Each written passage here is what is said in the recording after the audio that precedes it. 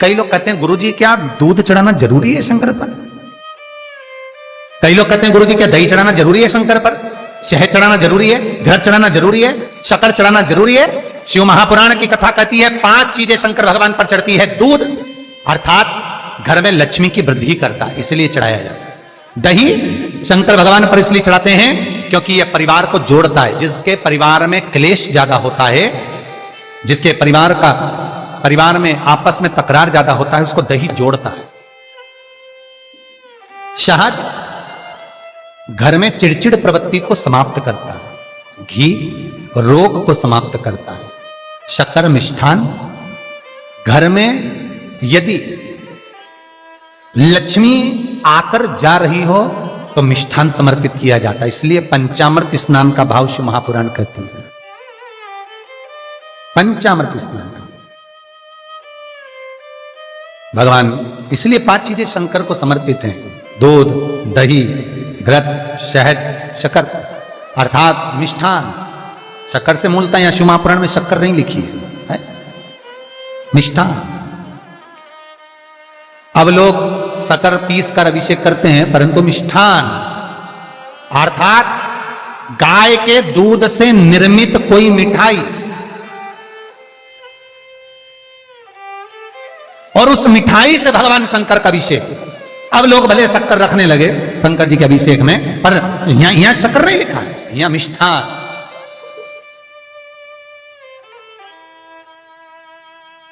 हमारे यहां सहज भाषा में कहते थे उसको खांड अर्थात मीठा। शिव महापुराण की कथा कहती है दर्पण इतना बड़ा ले लो। बंदर वाला अगर दर्पण वाली नहीं तो इतना बड़ा दर्पण लो, हनुमान जी के मंदिर में जाकर, क्योंकि हनुमान शंकर का ही अवतार है। हनुमान जी के मंदिर में जाकर हनुमान जी के उल्टे पांव का थोड़ा सा सिंदूर, चरण का थोड़ा सा सिंदूर एक कागज में लेकर आ जाइए। और हनुमान जी के छोटे भाई, हनुमान जी 6 भाई हैं, उसमें गतिमान, हनुमान जी के छोटे भाई गतिमान का नाम लो, और गतिमान का नाम लेकर उस दर्पण पर सिंदूर से त्रिशूल बना दो। सिंदूर से त्रिशूल बनाकर उस दर्पण को घर के बाहर, दर्पण का मुख बाहर की ओर, ऐसे बाहर की ओर मुख कर कर दर्पण को घर के बाहर या दरवाजे पर, बिल्डिंग पर, ऊपर जाली में, फ्रंट में कहीं पर उसको लगा दीजिए। महाराज केवल शंकर का स्मरण कर कर, गतिमान का नाम लेकर, हनुमान के उल्टे पांव का सिंदूर का त्रिशूल बनाकर जो दर्पण को लगा देता है, आपको 1 महीने के अंदर अंतर मालूम पड़ जाएगा कि पिछले जो महीने निकले हैं उस महीने का अंदाजा लगाना कि घर में लोग कितने बीमार पड़ते थे, और इस दर्पण को लगाने के बाद बीमारी कम हुई कि नहीं हो कम तो ठंडा कर देना, क्या जा रहा है, पर करके जरूर देखना। विश्वास रखकर करोगे, भगवान शिव का अनुमोदन कर कर, भगवान शंकर पर विश्वास रखकर करोगे तो बीमारी घेर नहीं सकती। अकाल मृत्यु हो मरे जो काम करे चंडाल का, काल उसका क्या बिगाड़े जो भक्त हो महाकाल का। शंकर की आराधना करने वाला, शिव का स्मरण करने वाला, शिव का निवेदन करने वाला, शिव अर्चना में डूबने वाला, शिव का अनुमोदन करने वाला कभी दुखी नहीं हो सकता। तो शिव महापुराण की कथा कहती है शंकर को जितना जल प्रिय नहीं, शंकर को जितना बेल प्रिय नहीं, शंकर को जितना शमी प्रिय नहीं, शंकर को जितना दूध दही प्रिय नहीं, शंकर को अगर कुछ प्रिय है तो सत्य प्रिय है। सत्यम शिवम सुंदर। इसीलिए हमारे यहां शास्त्र कहता है, ब्रह्मा जी केतकी के फूल को लेकर आए, उसने झूठ बोला। ब्रह्मा जी गाय को लेकर आए, शंकर भगवान के सम्मुख में झूठ बोला। ब्रह्मा स्वयं झूठ बोले तो सिर कटा, कर्मनाशा नदी प्रकट हुई। और शिव महापुराण की कथा कहती है शंकर को सत्य प्रिय है अगर झूठ बोला है। इसीलिए शिव महापुराण का स्पष्टीकरण किया जाए, वर्णन किया जाए, तो पहले के समय में अदालत नहीं होती थी, पहले के समय में पंचायत नहीं हो सकती थी, पहले के समय में कोई सभाएं नहीं होती थी, पहले के समय में कोई निर्णायक मंडल नहीं होता था, पहले के समय में केवल एक निर्णय होता था। गांव के लोग ले जाकर शंकर के मंदिर में खड़ा कर देते थे और कहते थे उठा गंगाजली, और कहते तूने ऐसा नहीं किया। गंगाजली उठाकर कह दे कि तूने ऐसा नहीं करा। क्यों गंगाजली उठवाते थे? क्योंकि लोगों ने शिव महापुराण सुन रखी थी। शिव महापुराण में श्री वेद व्यास जी वर्णन करते हैं कि शंकर के मंदिर में, शंकर के ओटले पर, शंकर के मंदिर के अंदर, शिव की चौखट पर, शंकर के अनुमोदन में, शिव महापुराण के अंतर्गत शंकर के अनुमोदन में शिव मंदिर में शिव चौखट पर अगर कोई भूल से भी झूठ बोल देता है तो उसकी जिंदगी नरक जैसी निकलती है महाराज। इसीलिए कहते तो उठा गंगा जली और कह दे तूने ऐसा नहीं, उठा बोल दे। आपके भी जीवन में अगर किसी को कष्ट है, फिर निवेदन करूंगा, मंदिर में अगरबत्ती भले मत लगाओ, मंदिर में दीप भले मत जलाओ, मंदिर में पेड़ा भले मत चढ़ाओ।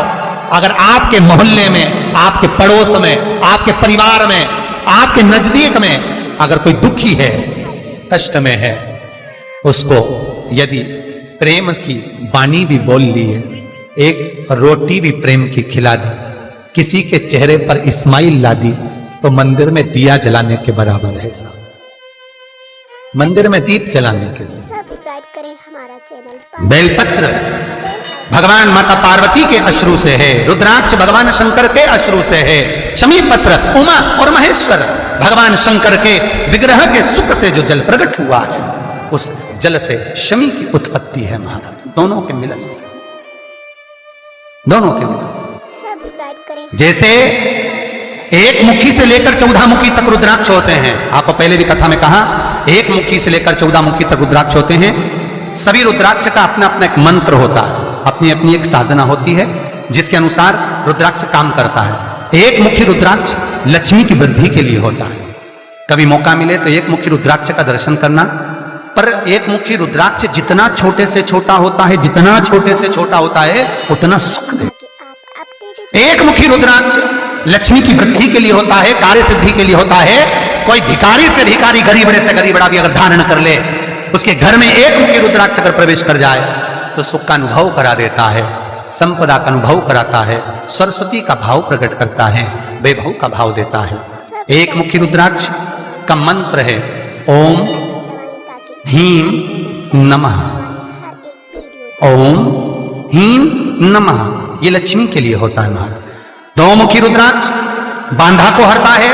कोई तकलीफ आ रही है, कोई प्रशासनिक कार्य है, कोई काम नहीं हो रहा, फाइल आगे नहीं बढ़ रही, बहुत तकलीफ आ रही है, तो दो मुखी रुद्राक्ष जो व्यक्ति धारण करता है उसका कार्य सफल होता है। दो मुखी रुद्राक्ष का मंत्र है ओम नमः। दो मुखी रुद्राक्ष का शिव महापुराण में जो मंत्र दिया है ओम नमः। विदेश्वर संहिता के अंतर्गत शिव महापुराण में रुद्राक्ष के 14 मुखी रुद्राक्ष के मंत्र दिए हुए हैं। आप शिव महापुराण नहीं पढ़ सकते तो मंत्र लिख लें। दो मुखी रुद्राक्ष का मंत्र है ओम नमः। तीन मुखी रुद्राक्ष विद्या प्राप्ति के लिए होता है।